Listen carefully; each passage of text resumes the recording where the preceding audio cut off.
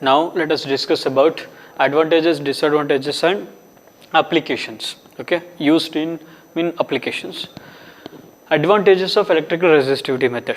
Just we discussed electrical resistivity method in detail. Now these are all the advantages. It is very rapid, okay, it is very rapid experiment we can conduct within a short time, and also economical compared to other geophysical method. It is economical and it is good up to 30 meter depth, okay, and it is good up to 30 meter, more than 30 meter nothing but in electrical resistivity method, okay, there may be obstruction or there may be interference to the current, okay, up to 30 meter depth it is good. Instrumentation of this method is very simple, we can, it is portable, okay, easily transportable, okay. Fourth one is non-destructive method. Next, disadvantages. Now coming to the disadvantages, it can only detect absolutely different strata like rock or water, okay, absolutely different kind of strata. Second one is cultural problems can cause the interference. Cultural problems mean there may be a power line below the ground surface, pipeline, buried casing, fences, whatever. This causes the interference. Next, data acquisition is little slow compared to the other geophysical method. Next here, applications. Map faults, it can be used in map faults and map Palco channels, nothing but inactive river system. In order to find the inactive river system which is overlaid by the Enger faults, and map heavy metal soil contamination, explore the sand, gravel, map archaeological sites, old archaeological sites, locate the voids and delineate the disposal areas.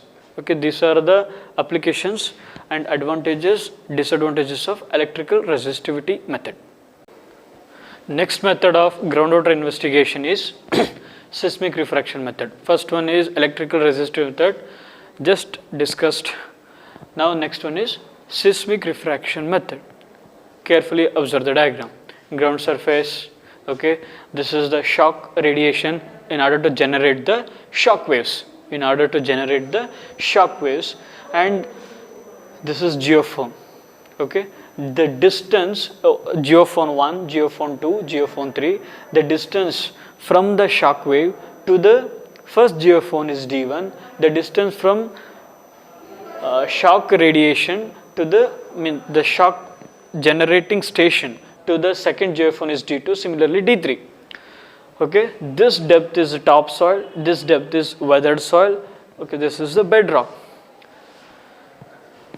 Yellow lines are the radiation generated by the shock radiation, and few radiations directly go to the geophone along with the ground surface, and another few radiations refracted back to the geophone. I'll explain everything in detail, okay. Listen now. This method based on seismic waves have different velocities in different type of soil. Of course, it's quite natural. Seismic waves have different velocities in different type of soil. Correct?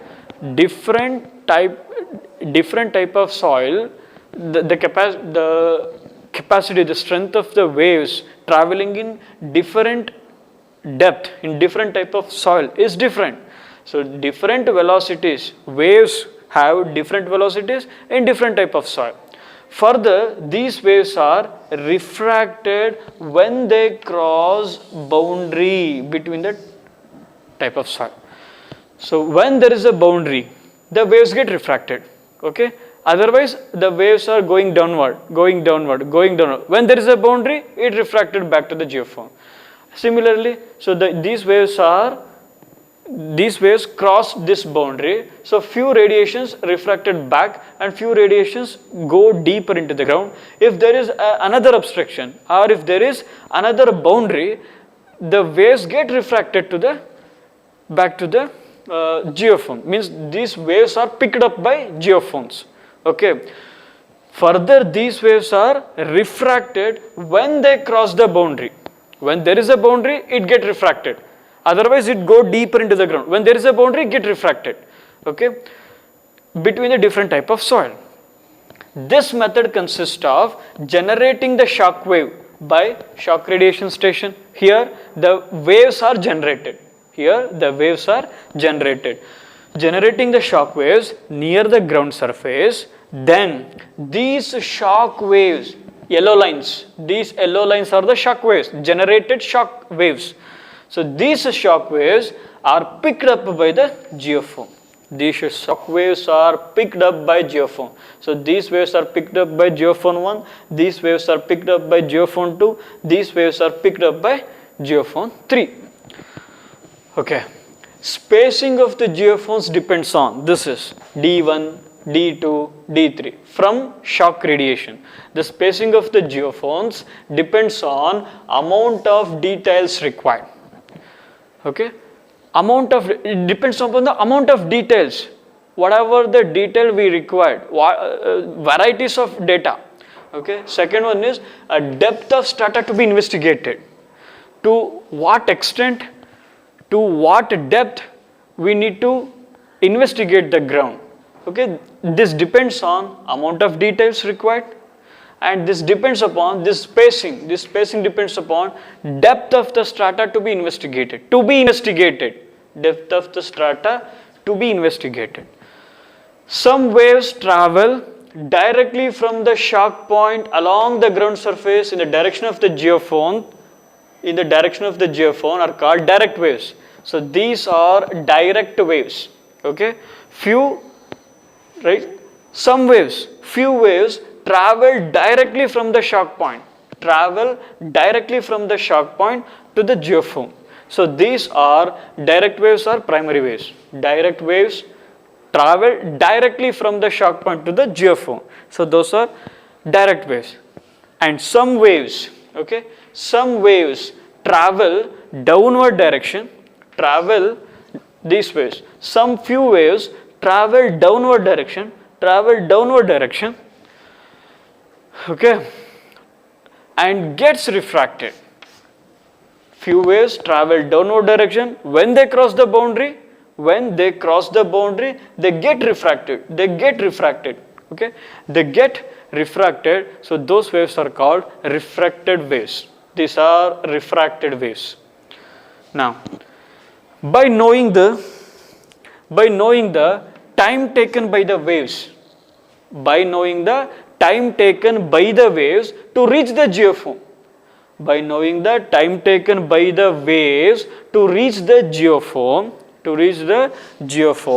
and distance between the geophones from the shock point. Distance between the geophone and the shock point. By knowing these two data, we can plot a graph, time versus distance. Okay, this is the graph. This point P represents critical distance, and this is direct wave. These are all refracted waves. So point P is that represents the simultaneous arrival of the waves. So sometimes direct waves and refracted waves simultaneously reach the geophone. So that is represented by point P. If V1, V2, V3 are the velocities of the seismic waves, it may be direct waves or refracted waves. V1, V2, V3 are the velocities of the seismic waves, and D1, D2, D3 are the distance. D1, D2, D3 are the distance of geophone from shock point. Okay, if these are the velocities, if these are the distance of geophone from shock point, then this relation can be used to find out the depth of strata. Okay, so then depth of soil strata H1 is equals to D1 by 2 into root of V2 minus V1 by V2 plus V1. So this is H1 depth. Okay, similarly the next one is second depth, H2 equals to 0.85 times of H1, 0.85 times of H1 plus D2 minus D1 difference divided by 2 into root of V3 minus V2 divided by V3 plus V2. This method H1, H2 nothing but depth of the strata to be investigated. So this is depth, investigation depth. This method gives the details of the soil. This method gives the details of the soil and the rock structures. This gives details about these things which may contain subsurface water. If there is a boundary, then there may be a greater chances of water. If there is a boundary, then infiltrated water may stored in the boundary, right? If there is, these waves are refracted when they cross the boundary. These waves are refracted when they cross the boundary. If there is a boundary, there may be a greater chances of water. Okay. In this way, we can investigate the groundwater. Okay, this is all about seismic refraction method.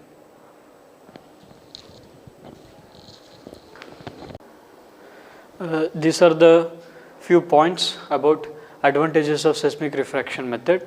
First one is effectively used to find out the depth of occurrence of the aquifer. It can be effectively used to find out the depth of occurrence of the aquifer, because if the, when there is a obstruction, when there is a boundary, then the waves refracted back to the geophone, right? Refracted to the geophone. So means the refracted waves are picked up by geophones. So we can effectively find out the depth of occurrence of the aquifer. And second one, it can find the thickness of aquifer also. Okay, thickness of aquifer. Third one, it can find the angle of the slope of the sloping aquifer. Angle of the slope. Okay, sloping angle of the aquifer. Fourth one, it can take care of the undulating topography, because this is the situation in many, this is the practical situation. Yes, today we will going to discuss about few more methods of groundwater investigation. In that, first one is magnetometer method. The name itself suggesting magnetometer. It's all about detecting the magnetic fields. Okay, and next one is gravimeter method. Again, the name itself is suggesting this is about measuring the gravity. Okay, and third one is the soil temperature method. Again, measuring the soil temperature below the ground surface. Thereby we can find there may be a greater chances of water bodies below the ground surface. Now let us discuss about first one, magnetometer method. Here the first point says, this method enables detecting the magnetic fields. Just now I said this is all about detecting the magnetic fields of the earth. Okay, thereby this can be measured and mapped. So whatever the data obtained, so those data can be measured and mapped. Next one is magnetometer are used to measure the magnetic fields and its variation. Using magnetometer instrument, we can measure the magnetic field and its variation. Okay, once we know the variation, so this will help us to locate the water bodies below the ground. Next one is magnetic field contrast seldom associated with the groundwater occurrence. Okay, rarely. Okay, rarely this method gives a good result associated with groundwater occurrence. Seldom means rarely. Okay, this method has little relevance compared to the other method. This method has little relevance about the groundwater investigation. Next one is gravimeter method. This method are very simple methods. Okay, gravimeter method. The common type of the gravity measuring instrument. The name itself suggesting gravimeter. The common type of instrument for measurement of the gravity measuring instrument is the gravimeter. It's the name of the instrument. It can be directly related to the density and volume. Okay, it can be directly related to the density and volume of the earth material, so beneath the point being measured, where you will going to investigate the groundwater. So in that point you will going to find out the density and volume of the earth material, density and volume of earth material beneath the point where you are going to investigate. means where at the point where you will go, where you would like to investigate the ground. So being measured. Density rho and volume V of earth material indicate the presence of water. Density and volume of the earth material indicate the presence of water. Next one is soil temperature method. In the soil temperature method, high specific heat of the groundwater can cause a shallow aquifer to act as a heat sink. High specific heat of groundwater can cause a shallow aquifer. The depth is very low. The shallow aquifer to act as a heat sink that influences the near surface temperature to a measurable extent. So this specific heat, okay, of groundwater can cause a shallow aquifer to act as a heat sink. This word is important. It acts as a heat sink. So that influences the near surface temperature. To a measurable extent. On measurement of the soil temperature, the presence of shallow aquifer can be confirmed. If it acts as a heat sink, on measurement of the soil temperature, the presence of shallow aquifer can be confirmed. Okay, if there is a shallow aquifer, then there is a greater chances of water. If there is a shallow aquifer, once we find out the shallow aquifer, once we confirmed the shallow aquifer, then definitely there may be a greater chance of water body. Measurement of the soil temperature are made at about 45 centimeter below the land surface using electronic thermometer. Okay. Next method is about subsurface methods, that is test drilling. Okay. In test drilling, in subsurface method we have two types of. Okay. First one is test drilling. Second one is geophysical logging. Test drilling nothing but name itself suggesting test drilling. Drilling small diameter hole that gives information on subsurface strata in vertical line from the surface is called test drilling. Just by drilling a small diameter hole, you are going to investigate the ground. So this is test drilling. Okay. Useful in the applications. First one is verifying groundwater exploration. Of course, the prime objective of this module is verifying the groundwater exploration. Next one is confirming groundwater condition prior to the well drilling. Before well drilling, at least we know basic information. So this confirms the groundwater conditions prior to the well drilling. Next one, serving as observation well. This word is important. Serving as observation well for monitoring the groundwater levels, and for conducting pumping test. Observation well nothing but monitoring well. Okay. Third point is if found fruitful. Okay. If this is a very effective one, then the same observation well can be used as pumping well. Andre no, if found fruitfully, many times the test hole is enlarged or re-drilled. Okay, to some extent enlarged or re-drilled to form pumping well. Okay, if the condition is good, if water availability is good, then the same test well, the same observation well can be used as the same test well can be used as pumping well or production well. And next one is geophysical logging. In subsurface method, we have two classification. First one is the test drilling and second one is geophysical logging. In this first method is electric logging. This is similar to electrical resistivity method. Okay, if you understood electrical resistivity method, then this method is very useful. Okay, this method is easily understandable. Electric logging, carefully observe the diagram. Similar, just like electrical resistivity method, here also there are two electrodes. We will going to pass the current and the potential drop. potential drop is measured by another 2 electrodes. Okay, the 4 electrode arrangement is commonly employed in measuring the resistivity from the borehole. 4 electrodes, A, B, M, N. 4 electrode arrangement is commonly employed in measuring the resistivity from the boreholes. Current I is passed between the electrodes A and B. Current I is passed between the electrodes A and B. Current I is passed between the electrodes A and B, while voltage is measured between electrode M and N. Just like electrical resistivity method, current is passed between electrode A and B, and the voltage is measured between from electrodes M and N.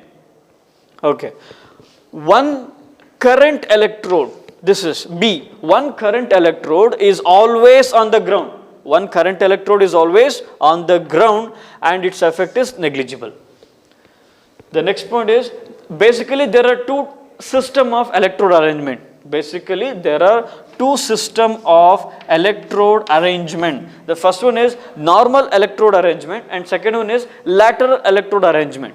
Just these are 2 basic types of arrangements: normal electrode arrangement and lateral electrode arrangement.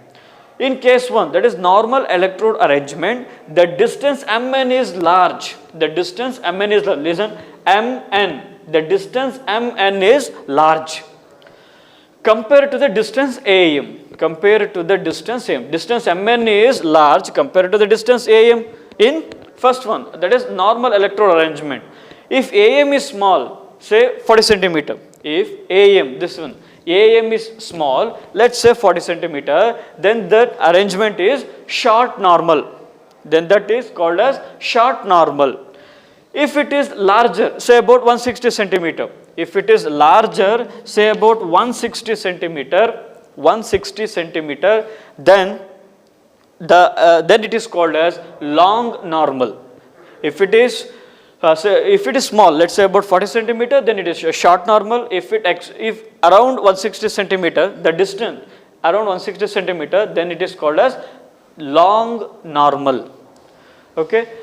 In case 2, that is lateral electrode arrangement. Lateral electrode arrangement, Mn is very small, this one, Mn, just ulta, just opposite to the previous one. Mn is very small, here Mn is very large. Now this case is 2, Mn is very small, compared to the distance Am. Okay, this is another type of arrangement, just another type of arrangement. Okay, this is the case 2. If Mn is small compared to the distance, Mn is small compared to the distance Am, this is another case of arrangement. By proper interpretation of the resistivity, here our aim is to measure the resistivity. Our goal is to measure the resistivity data from the field observation. So by proper interpreting the resistivity data, we can identify water bearing formation. We can identify water bearing formations, means water bodies, and accordingly limit the depth of borewell drilling. And accordingly we can limit the depth of borewell drilling. This is generator for current. Again, this is a recorder. Okay, means voltage. Okay, these are the borewell, radius of investigation, spacing of AM, and these are all terminologies. Thank you.